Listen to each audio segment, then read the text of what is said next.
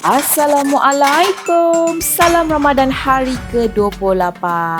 Hari ni Cik Sebi nak sharekan kepada semua siakap 4 rasa volcano. Okey, mula-mula kita lomohkan garam dan kunyit ikan siakap kita. Betul untuk kita bagi garing ikan kita. Selalunya Cik Sebi lomohkan tepung jagung.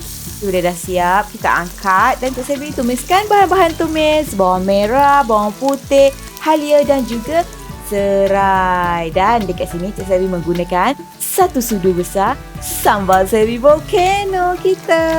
Dan kemudian Cik Sebi letakkan chili sauce, sos tomato, sedikit fish sauce, sedikit minyak bijan dan juga oyster sauce. Kemudian Cik Sebi letakkan irisan nanas kita bersama dengan jus dia. Okey, kalau nak pakai nanas fresh pun boleh.